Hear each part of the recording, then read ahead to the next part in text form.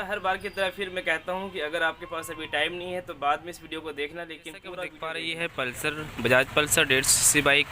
और इस बाइक में एक तो माइलेज की समस्या है, दूसरा नंबर ये है कि जब हम बाइक को स्टार्ट करते हैं, रेस जब देते हैं तो रेस जल्दी से कम नहीं होता है। ठीक है, एक बाइक का मैंने इसी तरीके से कंप्लेन दूर किया था। ये दूसरी बाइक है, ठीक, ये काफ़ी दूर की बाइक है जो इस तरह की कंप्लेन लेकर हमारे पास का कहना है कि सर मैंने आपकी वीडियो देखी थी और मुझे लगा कि नहीं आपके पास जाना चाहिए, तो ये कंप्लेन हमारा दूर हो जाएगी आपके पास जाने के बाद। तो यार मुझे भी सुनकर बड़ा आश्चर्य लगा कि चलो अच्छी बात है कि आप एक वीडियो की मदद से हमारे पास यहाँ पे आए हुए हैं, तो मैं आपकी कंप्लेन ज़रूर दूर कर दूँगा। तो यहाँ पे जब मैं बाइक को स्टार्ट करता हूँ तो यहाँ पे क्या हो रहा है कि स्टार्ट करने के बाद रेस जब छोड़ देते हैं, एक्सीलेटर को जब हम छोड़ देते हैं थ्रोटल को, तो ऑटोमेटिक स्पीड बढ़ती है और घटती है। स्टार्ट करने के बाद रेस इसकी ऑटोमेटिक बढ़ जाती है और घट जाती है। इस तरह की कंप्लेन आ रही है। चलो मैं वो करके आपको दिखाता हूँ। इससे पहले कि मैं इसका स्पार्क प्लग साफ़ करके लगा दूँ, क्योंकि स्पार्क प्लग भी देख सकते हैं काला है, ब्लैक है, तो इससे पता चल रहा है कि पेट्रोल भी ज़्यादा ले रहा है।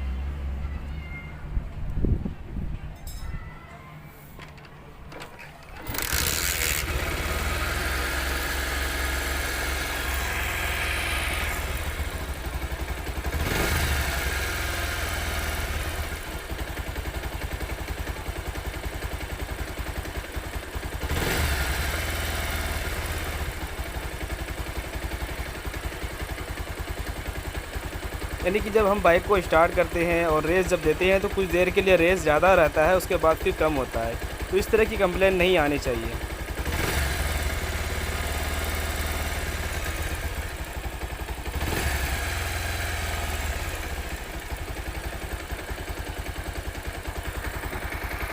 तो बाइक अभी स्टार्ट है। चलो मैं इसे थोड़ी बहुत बाहर खींच के देखता हूँ। ज़रा सा मैं खींचूँगा तो इसकी रेस कम हो जाएगी।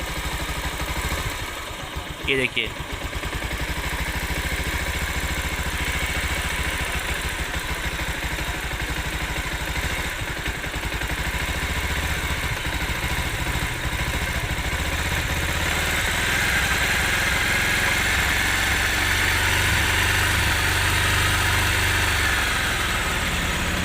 ये देखिए, बस इतना ही खींचने पर इस तरह की कंप्लेन आ रही है।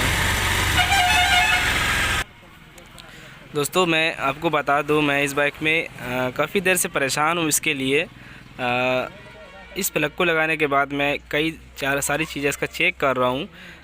ठीक है, तो ये मैं सिर्फ यही देख रहा हूँ कि थोड़ी बहुत चीज़ें खींचता हूँ तो उसका रेस बढ़ जाती है या फिर कभी घट जाती है, इस तरह कंप्लेन आ रही है।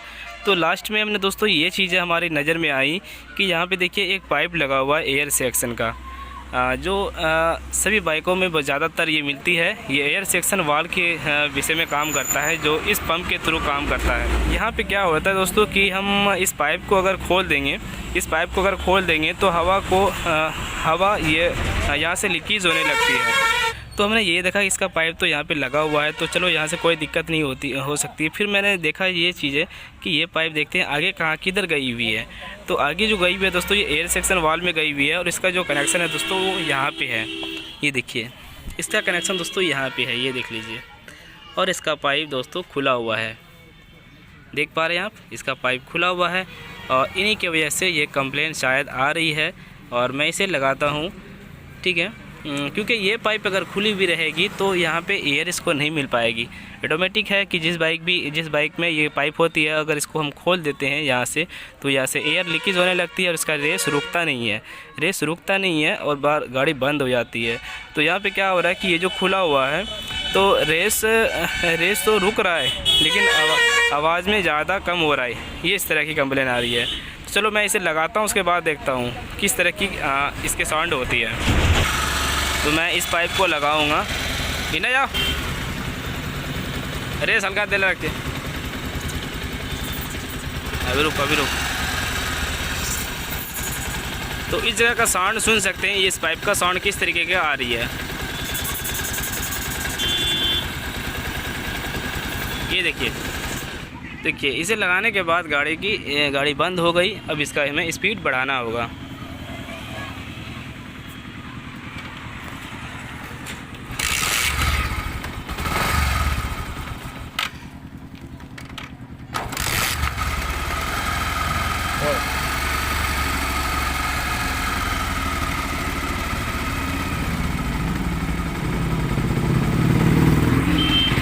तो आप दोस्तों देखिए, ये पाइप लगाने के बाद अगर इस चौक को मैं थोड़ी बहुत खींचता हूँ तो इसके चाल में, इसके इंजन के चाल में कुछ भी अंतर नहीं पड़ता है, कुछ भी हमें अंतर देखने को नहीं मिलता है इसके वजह से।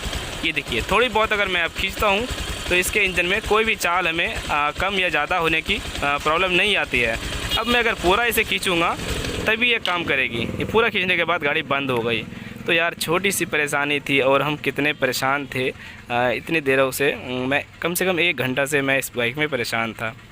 तो ये सारी चीज़ें होती है दोस्तों कि बीमारी कहीं और होती है और हमें जल्दी समझ में नहीं आता। हमें ऐसा लगता है कि कौन सी बड़ी बीमारी हो गई यार, हमें तो समझ में नहीं आ रहा है करंट का फॉल्ट है कि प्लग का फॉल्ट है या फिर कार्बोरेटर ख़राब हो गई। इस तरह की कंप्लेन आती है। बताओ, हम तो यहाँ देख रहे हैं ये पाइप लगा हुआ है, अगर ये पाइप यहाँ से खुला हुआ होता तो हमारी नज़र साफ डायरेक्ट पड़ जाती, लेकिन ये पाइप दोस्तों आगे की ओर पड़ी हुई है जो हमें दिखाई नहीं दिया। और यहाँ पे इससे पता चलता है कि ये पाइप खुला हुआ था, तो इनके वजह से इसका रेस रुक नहीं रहा था। और इसके वजह से इसके वजह से क्या हो रहा था कि यहाँ से रेस को काफ़ी कम कर दिया गया था। और फिर जब मैंने इसको लगाया इस पाइप को तो रेस ऑटोमेटिक जब कम हुई थी तो हमें यहाँ से बढ़ाना होगा।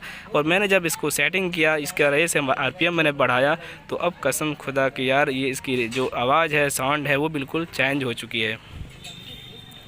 अब बाइक को मैं फिर से स्टार्ट करता हूँ।